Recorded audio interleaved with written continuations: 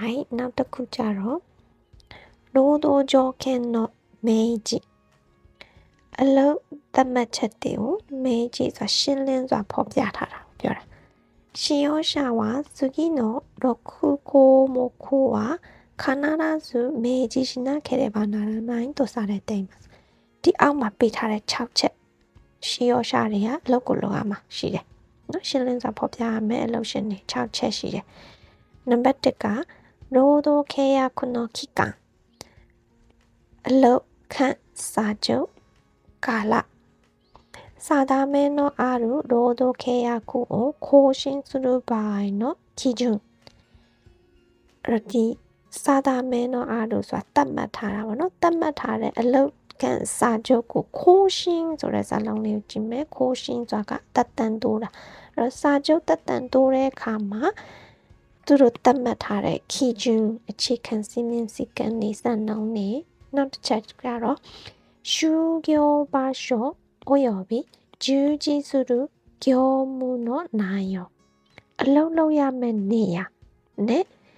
အလုပ်လုပ်ရမယ့်အလုပ်内容လုပ်ငန်းအကြောင်းအရာအလုပ်လုပ်ရမယ့်နေရာနဲ့လုပ်ကြောင်းအရာတွေလည်းပါရမယ်就業の時間残業の有無休憩時間休日休暇に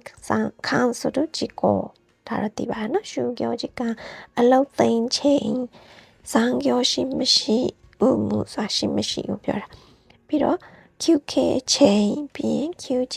ပိတ်ရက်ပြီးတော့休暇ဆိုတာခွင့်ရက်တွေနဲ့ပတ်သက်တဲ့事項အချက်တွေပါရမယ်賃金の決定支払い方法指名日支払い日昇給に関する事項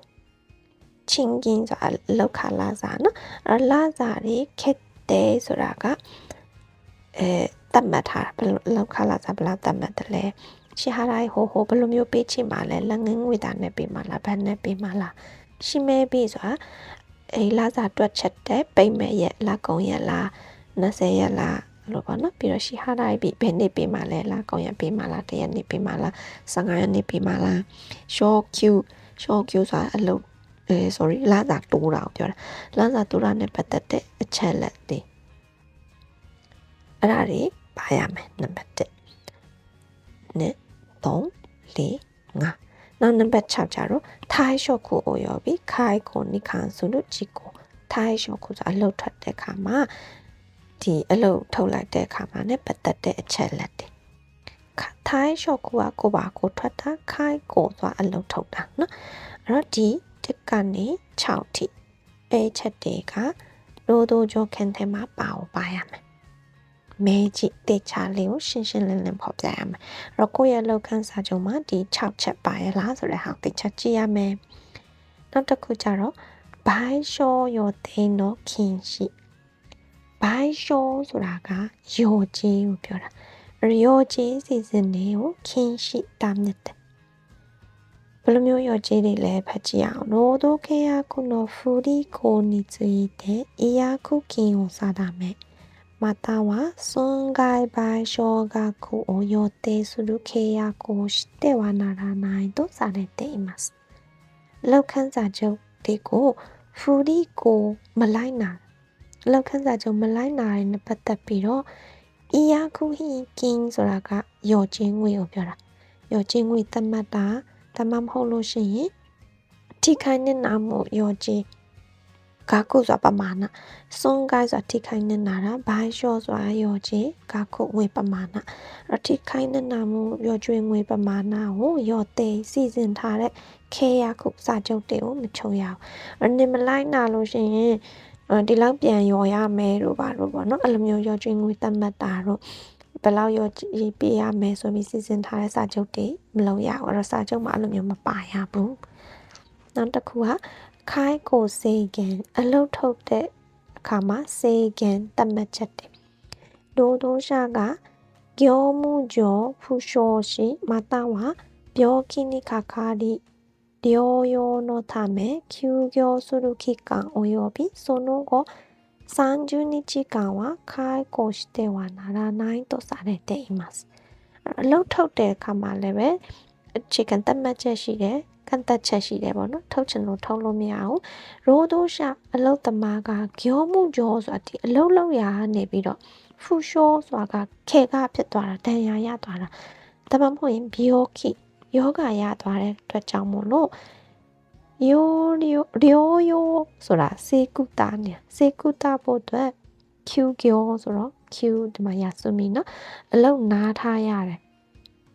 စေကုတာဖို့အတွက်ဒဏ်ရာရသွားလို့ယောဂရသွားလို့အလုတ်ကြောင်းမို့လို့နော်ကိုယ့်အနေကိုဖြစ်တာမဟုတ်ဘဲနဲ့အလုတ်လောက်တာနေပြီးတော့ဒဏ်ရာရတယ်ယောဂရအတွက်စေကုတာမှုခံယူဖို့အတွက် Q ကျော်လုတ်ပြက်ကွက်တဲ့ကာလနဲ့အဲ့ဒီနောက်ရက်30အတွင်းအလုံးထုတ်လို့မရဘူးဒီလူကဂျစ်ကိုဖြစ်သွားလို့ခက်ကဖြစ်သွားလို့ဆေးရုံတက်နေပါဆိုမှသူ့အလုပ်ထုတ်ပြလိုက်လို့မရအဲ့ဆေးရုံကဆင်းလာပြောလဲရက်30အတွင်းမှာအလုပ်ထုတ်လို့မရဘူးပြောတာဟိုက်နောက်တစ်ခုကြတော့ခိုင်ကိုယောခိုခုခိုင်ကိုအလုပ်ထုတ်တဲ့ခါမှာယောခိုခုကြိုတင်သိပေးတာရိုဒိုရှာကိုခိုင်ကိုရှိယောတို့ဆိုလိုပါအလုတ်သမားအလုတ်ထုတ်တော့မယ်ဆိုတဲ့အခါမှာစန်ဂျူနီချီမိုင်နီယောဟိုကိုအိုရှိနာခဲ့တဲ့ဘာနာနာနိုင်ရက်30ကြိုတင်ပြီးတော့အတိပေးရမယ်ဆိုပြီးတော့သတ်မှတ်ထားတယ်ဘာမပြောညမပြောနဲ့မနှက်ပြန်စားလာလို့မရတော့ဆိုပြီးလုပ်လို့မရအောင်နော်ရက်30ကြိုတင်အတိပေးရမယ်လို့ပြောတယ်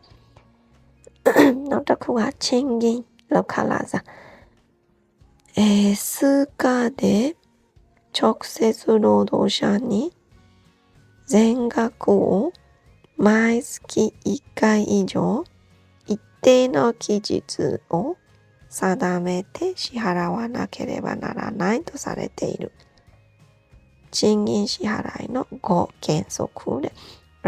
ဒီလောက်ခလာစားပေးရခါမှာ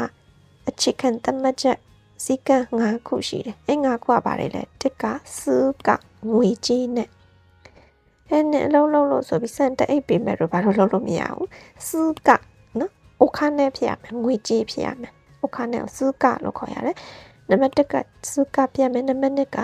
6ဆက်ရိုဒိုရှာနေအလုံးတမကိုဓာတ်ရိုက်ပေးရမယ်သူ့ရဲ့အမေကိုပေးတာတော့သူ့ရဲ့မိန်းမကိုပေးတာတော့လုပ်လို့မရဘူးပြီးတော့ဇင်ကခုငွေပမာဏအကုန်လုံးကိုနော်ခွဲပြီးတော့မပေးရအောင်သူရဲ့လစာ10,000ပေးရမယ်ဆိုလို့ရှိရင်10,000ရဆို10,000ပြည့်ပေးရမယ်ဒီတစ်ခေါက်တော့2,000ပဲယူဆိုပြီးမပေးရအောင်ဇင်ကခုငွေပမာဏအပြည့်ကို my ski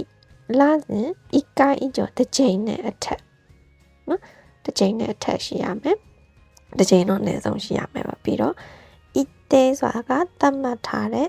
kijitsu ဒီနိချိရက်လေးတွေ့လို့ရှင်သိပါတယ်သတ်မှတ်ထားတဲ့ရက်ကိုတခြားသတ်မှတ်ပြီးတော့ရှိဟာရဝနာခဲ့ပါနာပေးဆောင်ရမယ်အဲ့ဒါကချင်းကင်းနဲ့ပတ်သက်တာနောက်တစ်ခုကြတော့ဟိုးသိန်းတို့ကြီးကအချိန်နော်ဥပဒေအရသတ်မှတ်ထားတဲ့အလုပ်ချိန်ဟိုးသိန်းဆိုတာဥပဒေအရသတ်မှတ်ထားတဲ့အလုပ်ချိန်ဂင်းစုခုဆိုတာကအခြေခံအဖြစ်စီကံရသတ်မှတ်ထားတဲ့週40時間တပတ်ကိုနိုင်401日について8時間を超えて労働させてはならないတပတ်ကိုနိုင်40တရက်ကို8နိုင်ထပ်ပို့ပြီးတော့အလုံးမခံရအောင်အဲ့တော့အခြေခံသတ်မှတ်ထားတပတ်နိုင်40တရက်ကို8နိုင်ပဲအဲ့ထက်ကျော်သွားရဆိုရင်ချိန်ပိုကြီးလေးရှိမယ်လို့ပြောတာနော်အဲ့ထက်ကျော်ပြီးတော့ခံလို့မရဘူးလို့ပြောတာတော့မဟုတ်အဲ့တော့တပတ်ကိုနိုင်40တရက်ကို8နိုင်ထက်ကျော်ပြီးတော့မခံရဘူး QK အားလက်ချိန်နားချိန်နော်労働時間が6時間を超える場合においては45分8時間を超える場合においては1時間の休憩時間を労働時間の途中に一斉に与えなければならない QK ကိုဘယ်လိုပေးရမလဲဆိုတော့တဲ့အလုပ်ချိန်တစ်ရက်ကို6နိုင်နဲ့အထက်ရှိမယ်ဆိုလို့ရှိရင်အနည်းဆုံး45မိနစ်8နိုင်နဲ့အထက်ရှိမယ်ဆိုလို့ရှိရင်အနည်းဆုံး1နိုင် QK ကြီးကန်ကိုပေးရမယ်အဲ့ဒါကိုလည်းအလုပ်ချိန်ရဲ့တိုးချူအလုပ်ချိန်တွင်းမှာပေးရမယ်နော်